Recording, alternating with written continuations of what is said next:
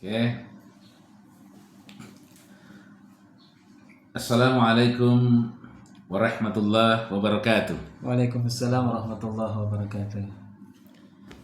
Jumirsa dan pemirsa rahimakumullah. Kali ini kita bersama dengan Bapak Al-Ustadz Dr. Salihuddin Hasyim SPDI MSI. Ini menyebut saja ini kan tidak terjadi apa nih. Alhamdulillah pada kesempatan yang berbahagia ini kita ingin bincang-bincang bersama dengan beliau karena menurut saya kalau dalam kacamata dakwah tuh segala fenomena kehidupan pasti bisa didiskusikan, Ustaz, ya. Nah, ini terkait masalah Ustaz.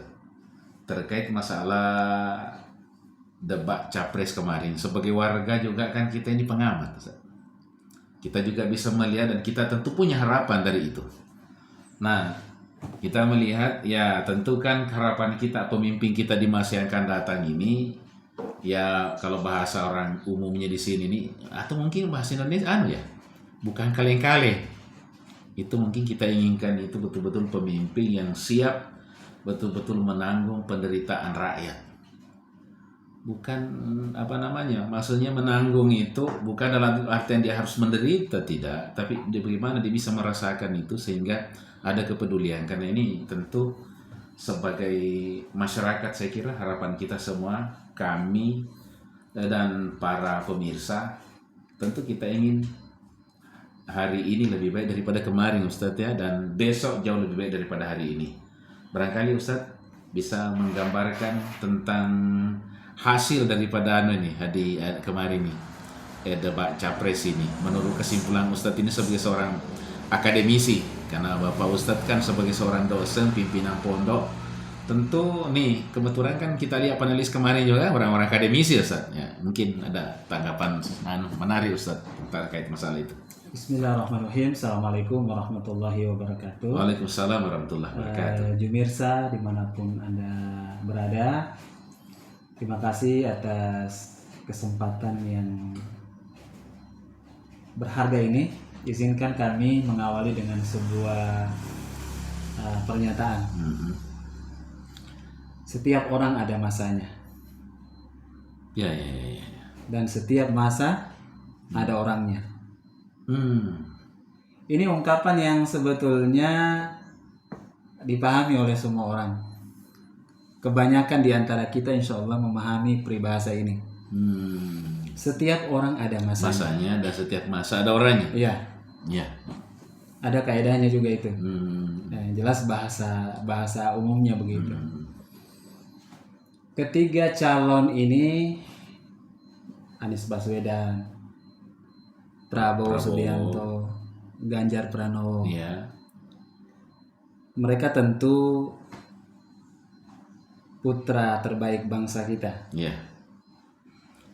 Beliau-beliau ini bisa menjadi calon presiden sudah melewati berbagai macam seleksi alam. Masing-masing mereka ini menapaki sejarah hidupnya, ya. Ada yang berasal dari kalangan akademisi seperti Anies Baswedan, militer Prabowo Subianto, kemudian Ganjar Pranowo ini juga seorang politisi yang juga mengawali karir sekaligus birokrasi. Ya, politisi birokrasi yang juga mengawali dan menjalani perjalanan karir politiknya itu sangat panjang. Ya. Nah, pendapat saya pribadi. Ya. Saya secara pribadi ya, tentu pemirsa juga punya pendapat ya yang beragam. Dan ini kita masing-masing boleh dong memberikan cara pandang kita masing-masing kan? Negara kita demokrasi. Iya. Kenapa saya mengatakan kita ini bicara? Iya. Kenapa tadi saya mengawali dengan ungkapan setiap orang ada masanya? Iya. Sekarang ini menurut saya itu masanya Anies Baswedan. Masa beliau. Ya. Buktinya debat pertama capres kemarin itu sangat kelihatan.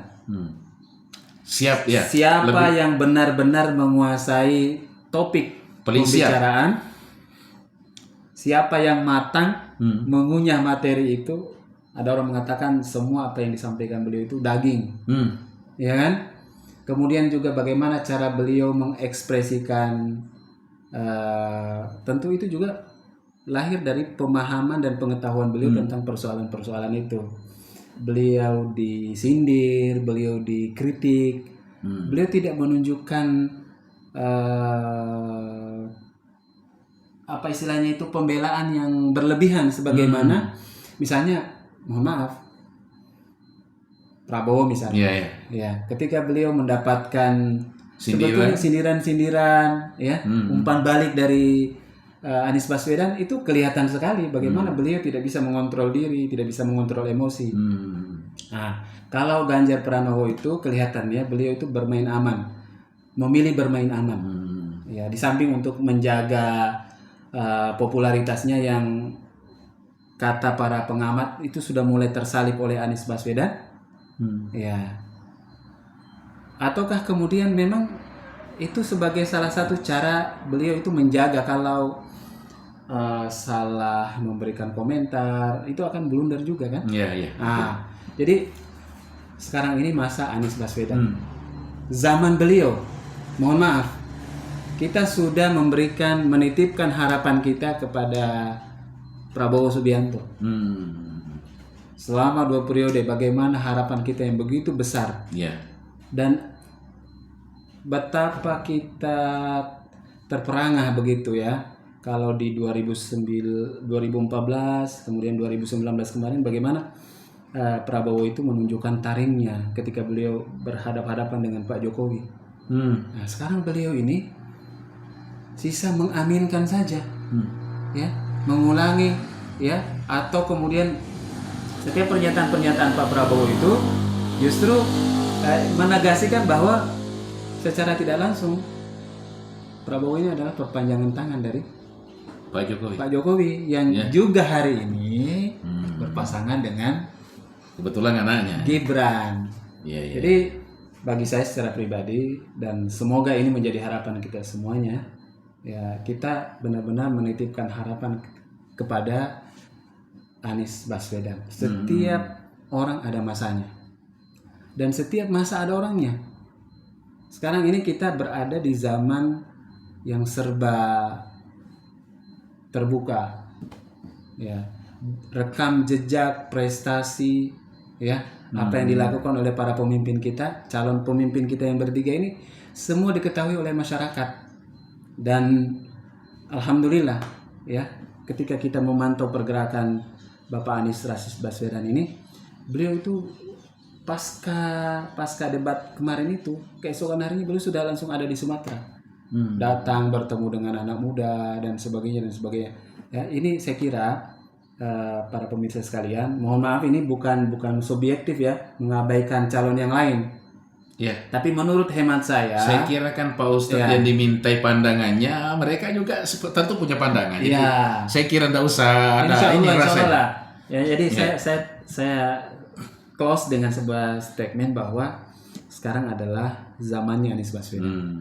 Nah, tinggal kemudian bagaimana beliau melalui lika-liku. Tentu lawan-lawan beliau juga tidak akan memberikan jalan yang begitu mudah kepada Anies Baswedan. Tapi kalau beliau benar-benar bisa memenangkan Pilpres ini, itu luar biasa, menjadi sejarah, ya. Dan kita menitipkan harapan yang sangat besar kepada beliau bisa membawa negeri ini, ya, kembali kepada zaman keemasannya sebagaimana dulu Soekarno dan Soeharto, gitu.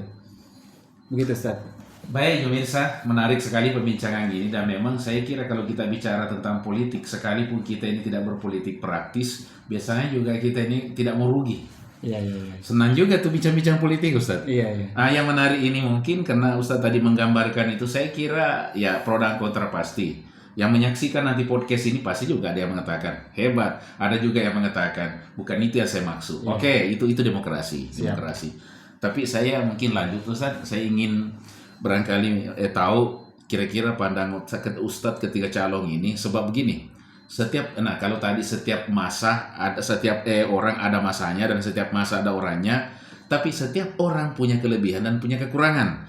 Nah, untuk bagaimana kita ini sehingga kemudian melihat bahwa memang masanya Pak Anies Baswedan, tentu kalau kita ini pribadi ya, secara ini pandangan Ustadz pastikan memandang bahwa ada di sisi kriteria yang memang dimiliki yang sangat cocok dengan zaman ini, masa ini. Karena tadi setiap masa ada orangnya. Nah, ternyata orangnya yang menurut Pak Ustadz adalah Anies Baswedan. Saya ingin ketiga calon ini mungkin diangkat kelebihan-kelebihan dan mungkin hal-hal yang memang menurut kita ini belum sesuai dengan kondisi sekarang ini. Okay. Jadi ada 3 kata kunci ya, 3 kata kunci untuk ketiga calon ini. Yang pertama, Anies Baswedan itu kan seorang yang intelektual ya.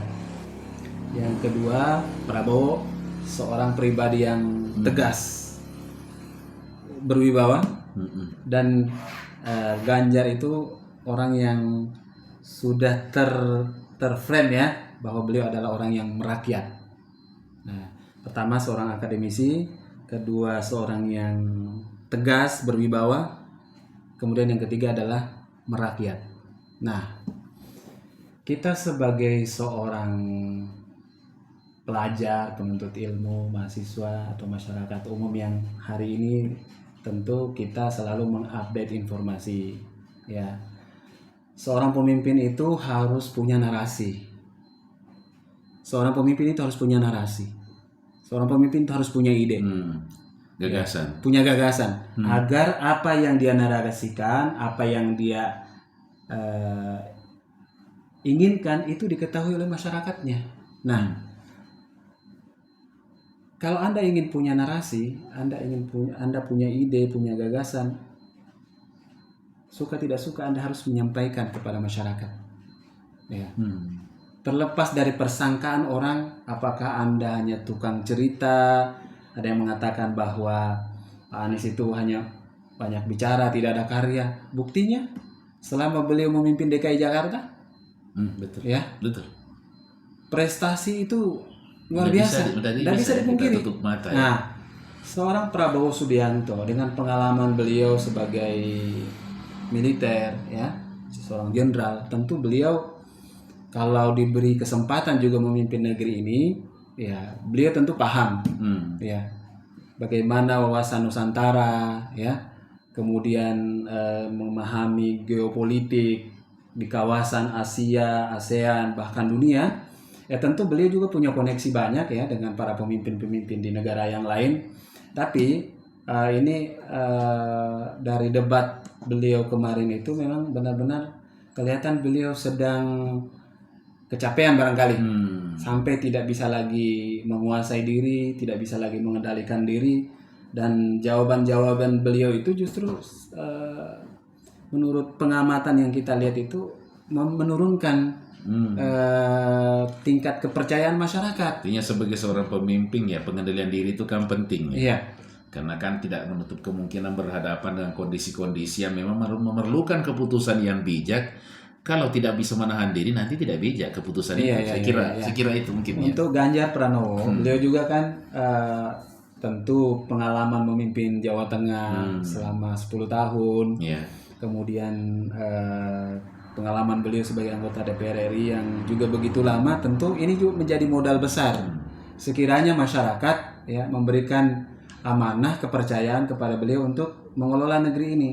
Dan lagi-lagi tentu ini kembali kepada pilihan kita ya, masing-masing. Masih ada waktu selama kurang lebih 4 kali nanti debat ini. Ya. Kita akan melihat ya ujungnya di mana gitu. Bagaimana, sejauh mana kesanggupan, apakah masih ada peluang Prabowo untuk membalikkan keadaan? Ya, di debat berikutnya beliau bisa lebih meyakinkan pemilih, ataukah misalnya semakin merosot begitu? Nah, yang juga kita tunggu-tunggu ini bagaimana penampilan Gibran, ya, bagaimana beliau diperhadapkan dengan Muhaimin, ya, Prof Mahfud misalnya. Ya, yang katanya Gibran ini kan sebagai sosok yang benar-benar milenial, harapan zaman ini, apa benar? Nah, tentu ini juga waktu dan keadaan yang akan kita tunggu. Ya, saya kira hemat saya memang ketiga calon pemimpin bangsa ini punya kans untuk memenangkan pertarungan. Tetapi ya zaman ini saat ini angin sedang berhembus menuju kepada perubahan. Ya, perubahan. Dan itu juga sebetulnya yang diinginkan oleh agama kita. Ya, kita tidak boleh stagnan. Harus melihat ke depan.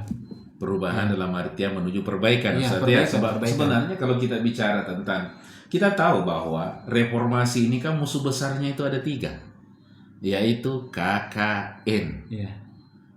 Kelihatannya ini dirangkul semua ini yang musuh besar ini. Ada di situ KKN.